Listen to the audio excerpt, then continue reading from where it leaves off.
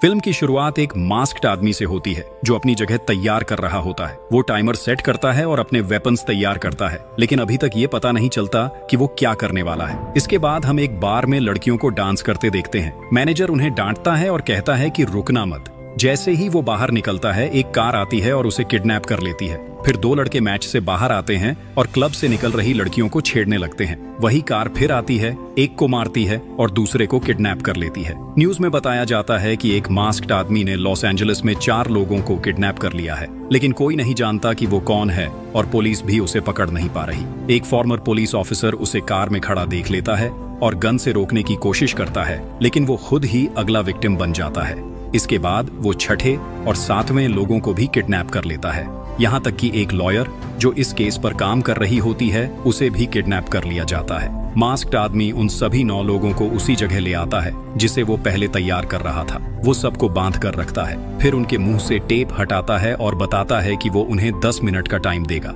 अगर वो समझ गए कि उन्हें यहाँ क्यों लाया गया है, तो वो खुद पुलिस को कॉल करके अपने सारे क्राइम्स कबूल कर लेगा। लेकिन अगर वो नहीं समझ पाए तो वो उन्हें एक एक करके मार देगा। इसके बाद वो बाहर जाता है और वापस आकर उन्हें चौक देता है ताकि अगर कोई कुछ लिखना चाहे तो लिख सके। एक आदमी अपनी एक हाथ से टाइमर को 10 मिनट पर सेट कर देता है। अब सभी लोग सोचने लगते हैं कि उन्होंने ऐसा क्या किया है जिसकी वजह से वो इस कमरे में बंद हैं और मौत का इंतजार कर रहे हैं। कोगन सबसे पहले सच बताता है। वो कहता है कि वो बीमार है और पहले रेप के केस में आरोपी रह चुका है। फिर वो मान लेता है कि वो सच में रेपिस्ट है। ये सुनकर बाकी सभी लोग चाहते हैं कि वो मर जाए क्योंकि वो इसके लायक है। वो कहता है कि हर कोई अपने किए के बारे में सोचे, कम से कम उसने तो मान लिया कि वो किस गुनाह की वजह से मरेगा। धीरे धीरे सबके बारे में पता चलता है। डीन इंश्योरेंस एजेंट है, लेकिन असल में वो अंडर कवर पुलिस ऑफिसर होता है और अपनी पहचान छुपा रहा होता है। कैली एक लॉयर है जो डिस्ट्रिक्ट अटॉर्नी ऑफिस में काम करती है। सूली एक कसिनो ओनर है और ड्रग ट्रेड में शामिल है।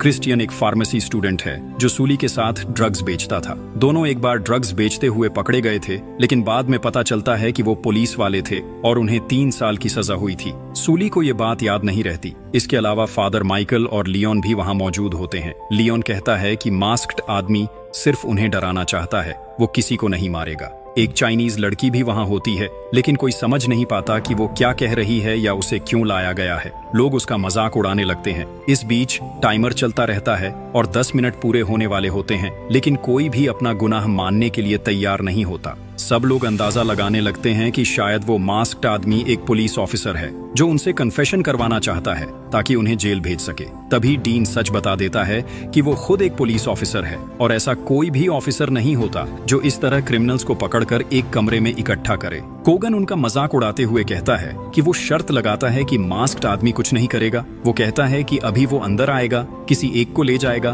बाहर हवा में गोली चलाएगा और फिर आकर बोलेगा कि वो मर गया। डीन कहता है कि मजाक छोड़ो और सोचो कि हमें यहाँ क्यों लाया गया है, लेकिन ज्यादातर लोग इसे मजाक में लेते रहते हैं और हंसते रहते हैं। सिर्फ एडी ही इस बात को गंभीरता से लेता है और दीवार पर लिखते हुए कारण समझने की कोशिश करता है। सूली कहता है कि अगर वो सच में हमें मारने वाला हुआ तो क्या करेंगे। तभी टाइमर खत्म हो जाता है और मास्क्ड आदमी अंदर आता है। वो पूछता है कि क्या किसी को अपने यहाँ होने का कारण पता चला। कैली उससे रिक्वेस्ट करती है कि उन्हें और टाइम दिया जाए क्योंकि 10 मिनट काफी नहीं है। वो हिंट भी मांगती है और कहती है कि वो उसकी हर बात मानेंगे, लेकिन मास्क्ड आदमी उसकी बात नहीं सुनता। वो क्रिस्टियन को चुनता है और उससे पूछता है कि वो यहाँ क्यों है। क्रिस्टियन घबरा जाता है और कहता है कि उसे नहीं पता और थोड़ा समय मांगता है ताकि वो सब बता सके, लेकिन मास्क्ड आदमी किसी की नहीं सुनता और सबके सामने क्रिस्टियन को मार देता है। ये देखकर सभी लोग हैरान रह जाते हैं क्योंकि उन्हें लगा था कि वो सिर्फ डराने की बात कर रहा है। इसके बाद वो क्रिस्टियन की लाश को घसीटकर बाहर ले जाता है और फिर वापस आकर उन्हें बताता है। मास्क्ड आदमी उन्हें बताता है कि अगर उन्हें बचना है तो उन्हें ये समझना होगा कि उन्हें यहाँ क्यों लाया गया है और उन्होंने कौन सा गुनाह किया है। इसके बाद वो दरवाजा बंद कर देता है और टाइमर फिर से 10 मिनट पर सेट कर देता है। एडी डर जाता है और कहता है कि वो मरना नहीं चाहता। फादर माइकल प्रार्थना करने लगता है और भगवान से उनकी रक्षा करने की दुआ करता है, लेकिन कोगन उसका मजाक उड़ाता है और सबको परेशान करने लगता है। वो हर चीज को हल्के में ले रहा होता है। लियोन फादर से पूछता है कि क्या उसने कभी बच्चों को नुकसान पहुंचाया है। ये सुनकर फादर को बहुत बुरा लगता है और वो कहता है कि उसने कभी किसी बच्चे को नुकसान नहीं पहुंचाया। फिर वो कहता है कि तुम मुझे क्यों देख रहे हो, उस इंसान को देखो जिसने खुद अपना गुनाह कबूल किया है। कोगन कहता है कि कम से कम उसने अपना गुनाह माना है और सजा भी काटी है। वो बताता है कि वो 5 साल जेल में रहा, लेकिन बच्चों को नुकसान पहुंचाने के लिए नहीं, क्योंकि ये साबित नहीं हो पाया। वो कहता है कि उसे कार चोरी के केस में जेल हुई थी। इसके बाद सब लियोन से पूछते हैं कि उसने अभी तक अपने बारे में कुछ क्यों नहीं बताया। लियोन बताता है कि वो अपने भाई के साथ वेस्ट कोस्ट में काम करता है और उसने एक आदमी से बंदूक चुराई थी। वो कहता है कि उसका काम चोरी करना है और वो पैसे के लिए ऐसा करता है। कैली कहती है कि उसे लगता है कि वो उसे पहले से जानती है और वो किसी केस में उसके पास आया था, लेकिन लियोन मना करता है और कहता है कि वो कभी पकड़ा ही नहीं गया तो वो उसे कैसे जान सकती है। वो बताता है कि जब मास्क्ड आदमी ने उसे पकड़ा तब वो लाइब्रेरी से निकल रहा था, जहां वो अपने काम से जुड़ी रिसर्च कर रहा था। फिर वो कहता है कि उसने कभी किसी को नुकसान नहीं पहुंचाया, ना किसी को मारा और ना ही किसी बच्चे के साथ कुछ गलत किया। वो समझ नहीं पाता कि उसे यहाँ क्यों लाया गया है। लियोन सब घटनाओं को जोड़कर समझाता है कि सूली और क्रिश्चियन का आपस में कनेक्शन था और अब कैली और लियोन का भी कनेक्शन निकल रहा है। वो कहता है कि शायद हम सब एक दूसरे से जुड़े हुए हैं, बस हमें अभी समझ नहीं आ रहा। लेकिन फादर कहता है कि वो इन सब जैसा नहीं है। वो कहता है कि ये लोग किलर्स, क्रिमिनल्स और चोर हैं, जबकि वो पूरी जिंदगी भगवान की पूजा और लोगों की सेवा करता रहा है। उसने कभी किसी को नुकसान नहीं पहुंचाया, फिर उसे इनके साथ क्यों रखा गया है। डीन एडी से कहता है कि वो अपने बारे में बताए और सोचे कि उसे यहाँ क्यों लाया गया है। एडी बताता है कि वो सोशल इंश्योरेंस में काम करता है। वो मानता है कि उसने एक कागज में धोखाधड़ी की थी ताकि उसके एक रिश्तेदार, जिसे कोलन कैंसर था, उसे कंपनी के फ्री मेडिकल रिसर्च में शामिल किया जा सके। वो कहता है कि उसने गलत नहीं किया, बल्कि एक बीमार इंसान की मदद की है। वो खुद को अच्छा इंसान मानता है और समझ नहीं पाता कि उसे यहाँ क्यों लाया गया है। सूली उसका मजाक उड़ाता है और कहता है कि वो डर के मारे अपने ऊपर ही काबू नहीं रख पाया। एडी कहता है कि वो इंसान है, उसके अंदर भावनाएं हैं और वो डर रहा है। वो सबको कहता है कि अगर वो सच में बचना चाहते हैं तो उन्हें अपने गुनाह कबूल करने होंगे और एक दूसरे की मदद करनी होगी। तभी कैली सच बताती है कि उसका और डीन का अफेयर था, जब तक कि डीन की पत्नी को इसके बारे में पता नहीं चल गया। फादर कहता है कि शायद डीन की पत्नी ही इसके पीछे हो सकती है। डीन बताता है कि उसने अपनी पत्नी को तलाक दे दिया था और वो शहर छोड़कर जा चुकी है और वो उसे पैसे भी देता है। लियोन कहता है कि डीन की एक्स वाइफ ऐसा नहीं करेगी, क्योंकि वो अभी भी उसके पैसों पर डिपेंड करती है। सूली भी कहता है कि ऐसा हो ही नहीं सकता, क्योंकि वो हमें जानती ही नहीं। इसके बाद कैली और डीन आपस में लड़ने लगते हैं और एक दूसरे पर आरोप लगाने लगते हैं कि उनकी वजह से घर टूटा। कोगन बीच में आकर उन्हें शांत करने की कोशिश करता है, लेकिन कोई भी टाइमर पर ध्यान नहीं दे रहा होता, जो लगातार चल रहा है। मास्क्ड आदमी कैमरास के सामने बैठा होता है और सबको देख रहा होता है। वो उनके डर, लड़ाई और बेचैनी को नोटिस कर रहा होता है। तभी लियोन कहता है कि उसे यहाँ से निकलने का तरीका समझ आ गया है, लेकिन इसके लिए उसे सूली की मदद चाहिए, क्योंकि वो उसके सबसे पास खड़ा है। उसकी प्लान ये होती है कि सूली उसे इतना मारे कि उसका हाथ टूट जाए, ताकि वो हैंडकफ से हाथ निकाल सके। सूली उसे जोर जोर से मारता है और बार बार मारता है, जब तक कि सच में उसका हाथ टूट नहीं जाता। ये बहुत दर्दनाक सीन होता है। इसके बाद लियोन कहता है कि वो दरवाजे के पीछे छुप जाएगा और जैसे ही मास्क्ड आदमी अंदर आएगा वो उस पर हमला करेगा, फिर सब मिलकर उसे मार देंगे। लेकिन फिर वो कहता है कि इससे बेहतर प्लान ये है कि वो बस यहाँ से निकल जाएगा और बाकी से उसका कोई लेना देना नहीं है। वो दरवाजा खोलता है और बाहर निकल जाता है। लियोन आगे बढ़ता है और एक दरवाजा खोलता है, लेकिन सामने अचानक मास्क्ड आदमी खड़ा होता है। लियोन तुरंत उस पर हमला कर देता है। लियोन उससे पिस्टल छीनकर उसे मारने की कोशिश करता है, लेकिन मास्क्ड आदमी हंसते हुए कहता है कि वो 2 साल से इस प्लान पर काम कर रहा है। क्या वो इतनी बड़ी गलती करेगा कि लोडेड गन छोड़ दे? लियोन गन चलाकर देखता है और पता चलता है कि उसमें गोली ही नहीं है। वो तुरंत भागने की कोशिश करता है, लेकिन मास्क्ड आदमी उसके पैर में गोली मार देता है। फिर उसे पकड़कर वापस उसी कमरे में ले आता है और उसके हाथ को फिर से बांध देता है।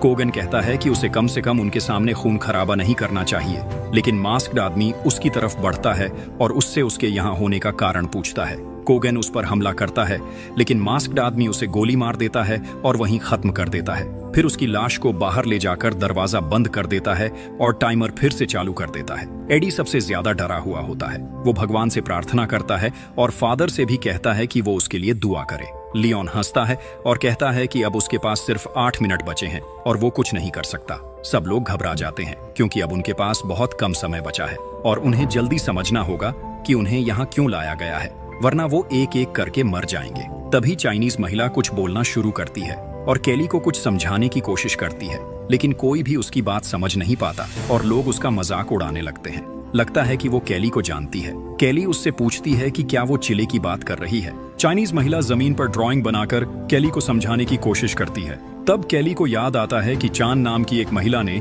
एक 20 साल के लड़के पर चोरी का केस किया था।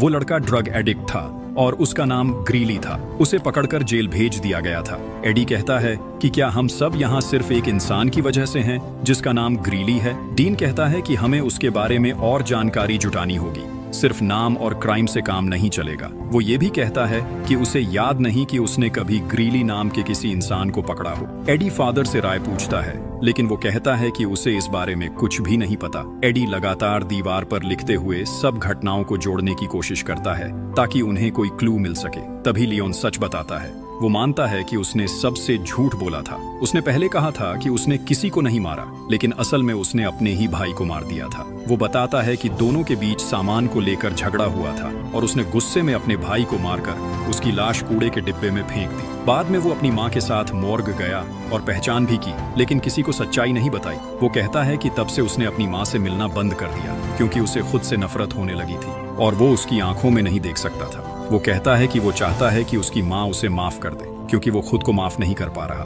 और वो सच में मरने के लायक है। अब टाइमर में सिर्फ 1 मिनट बचा होता है, लेकिन अभी तक किसी को असली कारण समझ नहीं आता। लियोन बताता है कि मास्क्ड आदमी ने कहा था कि वो पिछले 2 साल से इस किडनैपिंग की प्लानिंग कर रहा है। एक आदमी जल्दी से सोचने लगता है कि वो 2 साल पहले कहाँ था।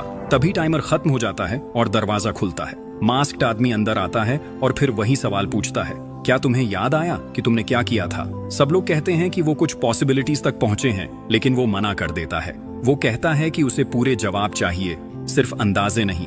इसके बाद वो लियोन को गोली मार देता है, उसकी लाश को घसीटकर बाहर ले जाता है और फिर दरवाजा बंद कर देता है। तभी फादर कहता है कि उसे पता है कि वो सब यहाँ क्यों हैं और मास्क्ड आदमी उनसे क्या सुनना चाहता है। सभी लोग उससे कहते हैं कि वो जल्दी बताए ताकि वो बच सके, लेकिन फादर मना कर देता है। वो कहता है कि वो किसी का राज नहीं खोल सकता, ये उसके और भगवान के बीच की बात है। बाकी लोग गुस्से में आ जाते हैं और उसे धमकाते हैं कि अगर उसने नहीं बताया तो वो उसे मार देंगे। फादर कहता है कि वो वैसे भी मरने वाला है, उसे फर्क नहीं पड़ता कि वो कैसे मरेगा, लेकिन वो अपने भगवान के साथ अपने रिश्ते को नहीं तोड़ सकता। बाकी लोग कहते हैं कि अगर वो नहीं बताएगा तो उनकी मौत का जिम्मेदार वही होगा क्योंकि वो सच जानता है और बता नहीं रहा। एडी कहता है कि उसे छोड़ दो और खुद ही सच ढूंढने की कोशिश करो। वो सबको याद दिलाता है कि उनके पास एक क्लू है। चाइनीज महिला और केली ने मिलकर उस लड़के ग्रीली को चोरी के केस में फंसाया था और उसे जेल भेजा था। वो कहता है कि ये 2 सच्चाइयां हैं, अब बाकी सच ढूंढना होगा और इसके लिए जरूरी है कि सब लोग एक दूसरे से ईमानदारी से बात करें और कोई भी झूठ न बोले। सूली अपनी सच्चाई बताता है। वो कहता है कि एक बार एक बूढ़े आदमी ने उसे थप्पड़ मारा था क्योंकि उस पर पैसे बकाया थे और वो चुका नहीं पा रहा था। सबके सामने बेइज्जती होने की वजह से वो रात में उसके शॉप पर गया और उसे गोली मार दी। बाद में उसे पता चला कि वो अपने पोतों के साथ रहता था और वही उनका सहारा था, इसलिए वो मानता है कि वो मरने के लायक है। फिर डीन अपना सच बताता है। वो कहता है कि जब वो पुलिस में था तो एक बार वो और उसका साथी पेट्रोल पर थे। उन्होंने एक लड़के को तेज गाड़ी चलाते देखा और उसे धीमा चलाने को कहा, लेकिन वो लड़का उन्हें चिढ़ाने लगा। इससे गुस्से में आकर दोनों ने उसे पकड़ लिया और इतना मारा कि वो लड़का अंधा हो गया। डीन को लगता है कि शायद वही लड़का या उसका कोई जानने वाला इस सब के पीछे हो सकता है। केली कहती है कि उन्हें लियोन की तरह भागने का तरीका ढूंढना चाहिए क्योंकि उन्हें असली वजह शायद कभी समझ नहीं आएगी। तभी एडी भी अपना सच बताता है। वो कहता है कि कॉलेज के दिनों में एक पार्टी में उसने एक लड़की के साथ रिलेशन बनाया था, लेकिन बाद में उस लड़की ने उस पर आरोप लगाया कि उसने उसके साथ जबरदस्ती की। हालांकि सबूत न होने की वजह से उसे सजा नहीं हुई। इसके बाद फिर से सब आपस में लड़ने लगते हैं। डीन को यकीन होता है कि ये सब उस चोरी वाले केस की वजह से हो रहा है। फादर कुछ कहना चाहता है, लेकिन वो हिचकिचाता है क्योंकि वो भगवान से डरता है। वो कहता है कि वो सब गलत दिशा में सोच रहे हैं और सच्चाई इससे बहुत अलग है। सब लोग फादर से गुजारिश करते हैं कि वो सच बता दे। आखिरकार फादर चुप्पी तोड़ता है और बताता है कि ग्रीली ने चांद की शॉप नहीं लूटी थी, वो बेगुनाह था। लेकिन केली इस बात को मानने से इनकार करती है। वो कहती है कि सारे सबूत ग्रीली के खिलाफ थे, इसलिए उसका गिल्टी होना तय था। तभी एडी को याद आता है कि किसी ने उसी क्राइम का कन्फेशन फादर के सामने किया था। इसका मतलब ग्रीली सच में इनोसेंट था। अब सब सोचने लगते हैं कि असली चोर कौन था। एडी बताता है कि वो क्रिश्चियन था। सब लोग फादर को दोष देते हैं क्योंकि उसे सच्चाई पता थी लेकिन उसने किसी को नहीं बताया, जिसकी वजह से ग्रीली की मौत हो गई। फादर कहता है कि उसे नहीं पता था कि कन्फेशन करने वाला क्रिश्चियन ही था जब तक चाइनीज महिला ने चोरी का जिक्र नहीं किया। फिर सब केली को दोष देने लगते हैं क्योंकि उसी ने केस चलाया था, लेकिन केली कहती है कि उसने वही किया जो सबूत दिखा रहे थे और उसने सिर्फ कानून के अनुसार काम किया। एडी कहता है कि वो लोग अभी आधी सच्चाई तक पहुंचे हैं, उन्हें पूरी सच्चाई समझनी होगी। वो क्रिश्चियन और सूली के बीच कनेक्शन जोड़ता है। क्रिश्चियन ने सूली से पैसे उधार लिए थे और चुका नहीं पाया तो सूली ने उसे धमकाया।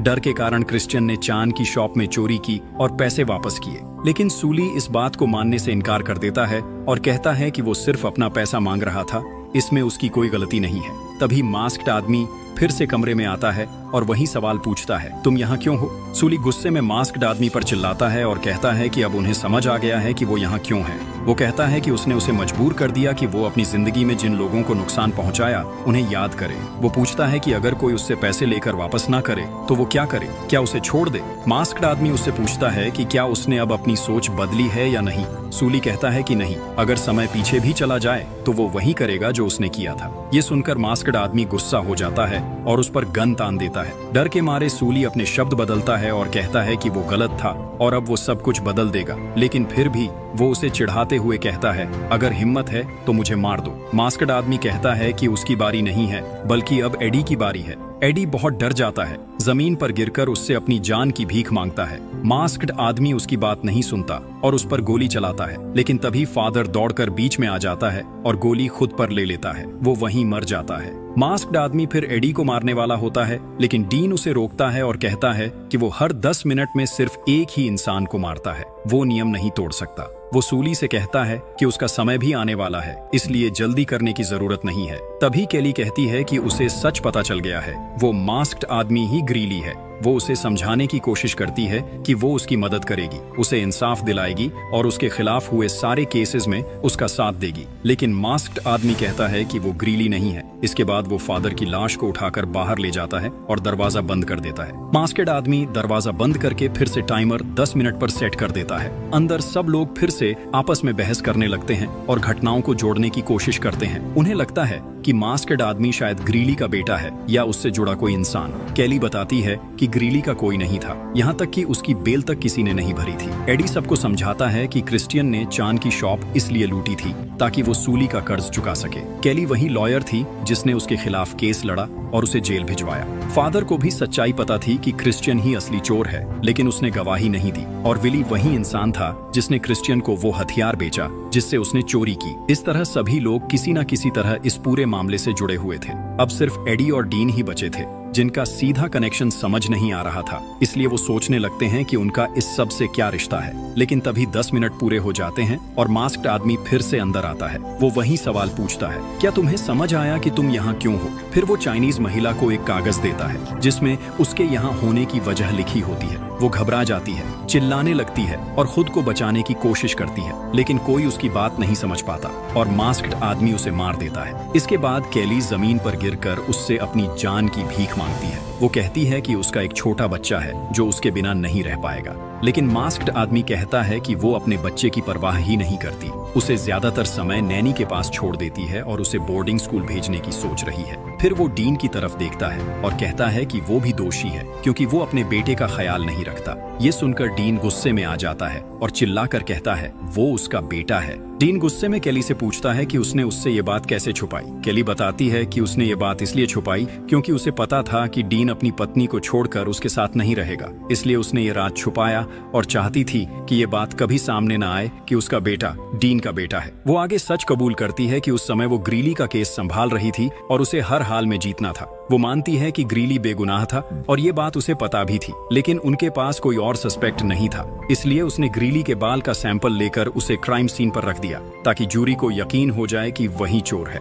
उसने ये भी किया कि चान उसे पहचान सके ताकि केस और मजबूत हो जाए। डीन हैरान होकर पूछता है कि उसने ऐसा क्यों किया। केली कहती है कि उसका कोई पर्सनल दुश्मनी नहीं थी, वो बस केस जीतना चाहती थी क्योंकि उसके कॉलीग्स उसका मजाक उड़ाते थे कि वो कभी कोई केस नहीं जीतती। सूली गुस्से में कहता है कि वो और कोगन सबसे बुरे नहीं है, बल्कि केली उनसे भी ज्यादा गुनहगार है और उसे मरना चाहिए। केली कहती है कि अगर ये बात बाहर चली गई तो उसकी जॉब चली जाएगी, वो जेल चली जाएगी और हमेशा के लिए अपने बच्चे से दूर हो जाएंगी। इस बीच सब लोग बहस कर ही रहे होते हैं कि 10 मिनट फिर से खत्म हो जाते हैं और मास्क्ड आदमी अंदर आ जाता है। तभी एडी कहता है कि उन्हें और समय चाहिए ताकि वो पूरी सच्चाई समझ सके। मास्क्ड आदमी फिर से वही सवाल पूछता है, क्या अब तुम्हें समझ आया कि तुम यहाँ क्यों हो या नहीं? इस बार उसकी नजर सूली पर होती है। वो उससे कहता है कि मरने से पहले थोड़ा शांति से बात करे, लेकिन सूली उसे लगातार उकसाता रहता है। आखिरकार मास्क्ड आदमी उसे गोली मार देता है और उसकी लाश को बाहर ले जाकर फिर से टाइमर 10 मिनट पर सेट कर देता है। अब केली अपनी सच्चाई बताती है।